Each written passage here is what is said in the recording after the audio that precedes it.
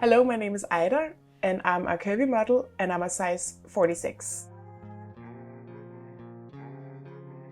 Sometimes I'll be asked if I'm the makeup artist or if I'm the assistant, and then I'm like, I'm the model. They're like, oh, okay. Like they're still adapting to the fact that models comes in all shapes and sizes, and that's why. So I think as a straight size model, you'll walk in and people will immediately be like, okay, that's the model. Growing up, I always saw the Victoria's Secret models and I was like, oh my God, they're like my superheroes. But I also knew that I could never fit in that shape.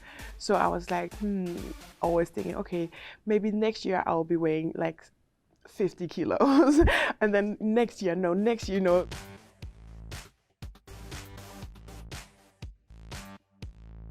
Any cultural prejudice, it's something that we teach our children. But we teach them very early on in many different ways. The child will meet those ideas everywhere, both in TV, in the kindergarten, and all of these things contribute to a poor self-image.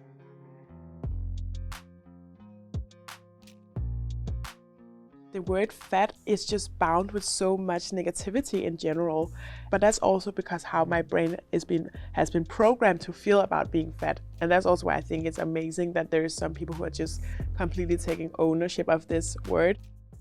I'm Regina, I'm 34 years old and I'm a professional fat activist. Fat is just a word. It's just a describer of size. We need to learn to use this word because the fear of the word fat is a part of fat phobia. That fat is the worst thing you can be, so we use it as a slur. Reclaiming it takes the power out of it. Yes. By using her platform to empower, give talks, and share her experiences, Regina aims to remove the social stigmas around fatness. Fat people get stigmatized very early in life. Because there is this belief in our society that fat is a bad thing. And so even little children will know that being fat is bad. And also both the authorities and parents will be very anxious about this fat child. So they will also perhaps try to put the child on a diet. When I talk to fat people, almost every person who has been fat as a kid has an adult in their life who offered them money to lose weight. For me, it was my grandfather, 100 kroner per kilo, and I come from a poor family, so that was a lot of money. People who are fat phobic have an abnormal and irrational fear of being fat and being around fat people. There are a lot of reasons for this. One of them is that they believe being fat is unhealthy. Many of the diseases that are statistically correlated with fatness could actually also be explained not by the fat tissue in the body, but by this level of stress that fat people are living with.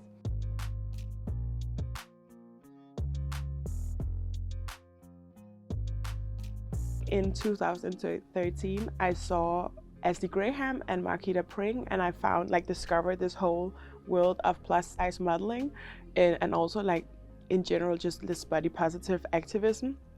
And that was when I really was like, okay, I could actually be that. I feel like, yeah, okay, I feel like I look good. So I was like, let me just try and see. After getting rejected a few times, Ida got her first modeling contract in London. So right now I'm going to a casting at my agency, Scoop Models, where Mango, the clothing company, they're just casting a lot of people just so they know what they could choose from potentially for future jobs. At her first job, Ida had a lot of overwhelming feelings. Am I gonna be good enough? Do they understand that my size is how it is with the clothes fit? So this table tends to become very messy because there's just not so much space and so many things. Another worry was also definitely about would they be able to put makeup on my face, foundation in a tone that actually fits my skin color. Because if you don't do that with dark-skinned girls, like we get this very gray skin tone. And now we have our office again. There can be a lot of judgment towards plus-size modelings, like they're being lazy or they're just eating and they're not working out. And what we find is that when you live with this basic level of stress all the time, every time you leave the house, you are afraid of being discriminated against. That creates a ground level of stress in your life that is really detrimental to your body, and it can particularly affect your cardiovascular system. If you want to improve your cardiovascular health, you can exercise. That is the best medicine. And that doesn't have anything to do with your body weight. I really try to work out at least 2 times a week, and then sometimes it can even be 3, 4, or maybe 5 times a week. So yeah, I definitely think it's really important to work out, both for mental health, but also for my body, and also to be able to perform well at my work. Getting the, the contract in itself was a really big deal, because then it was like you had on paper, okay, you are actually good enough, even though I think it's stupid that I had to go through all of that and able to feel like accepted.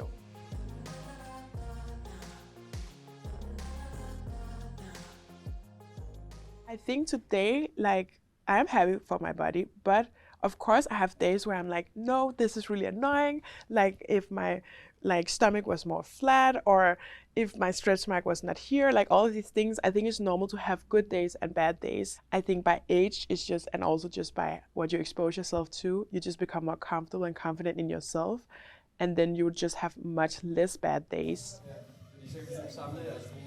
Today I'm helping Mio with direction at their photo shoot, which I think is fun because, and also I have a lot of experience because of my years in the modeling, and I actually really enjoy being on the other side of the camera and having like creative inputs on how to do stuff and like how to set people up in like different constellations and all that. So yeah, I'm just gonna be here today to help making as many cool and creative pictures and video clips as possible. Through the years, I really figured out that modeling isn't my dream. People maybe ask like, so then why are you in this industry? To be honest, I really am working towards getting out of it, because I can feel that it is not where I want to be. For other people to tell you how your presence or your look is and have a judgment on it, I don't think that's healthy in any way. You use these shorts. For instance, I had a job and they wanted me to wear paddings to make me be bigger. And not only one-time padding, like they were like, when I came out with the padding I had on, they were like, no, more padding. So I had to go in and get even more padding. So I was like really like so big, and they were like, yes, this is perfect. If I had a period, for instance, where I was working out a lot, and I was like also eating like really, really healthy, but then I don't know, I just started losing weight. So I think I lost all my clients for 4 months because I became too skinny. I think that can also mess with your mind sometimes, because then you're like, okay, I'm skinny or I'm not big enough. The fashion industry is slowly catching on to the fact that excluding fat people from their brand and their branding, on the one hand, is old-fashioned because it signals non-inclusiveness. Oh, this is an extra large. It's like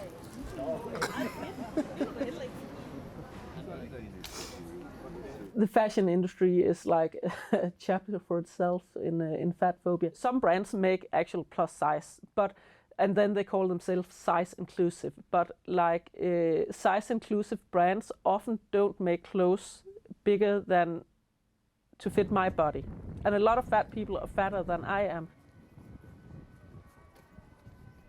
What fat people can wear. I like a tight fit, but when you're fat, it's not totally allowed.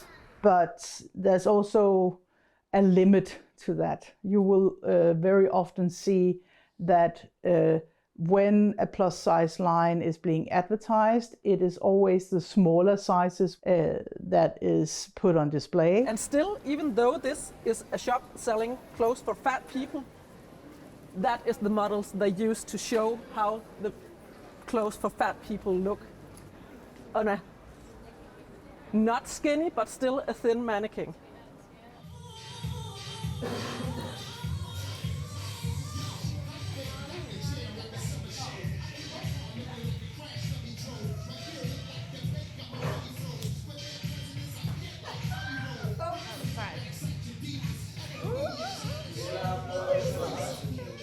I had a meeting with Matilda and her team and also talked to her about how she could really bring in inclusivity in a way where it wasn't like one representative, but where it was actually real inclusivity.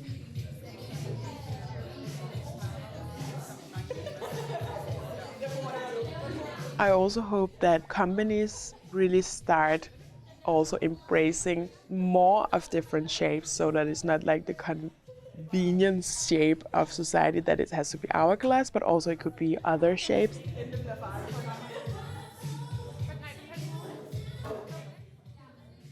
After working as a model for 5 years, Ida started her own business called ISO, a company that sells breast tape. What I really hope that I change is for the people who see the ads, that there's other girls that maybe looks like me who are younger and then feel like, okay, I can be beautiful, like, because that was definitely something I needed growing up, to see someone that looked like me. My best self-love tip is definitely that you have to talk to yourself like you talk to your friends. I don't even mean only by size, I mean also by color as well. So my plan is that right now I'm just working in ISO and then I'm doing modeling on the side to pay my bills. And then the moment I can, I will leave modeling and retire, and then I'll just work on my business.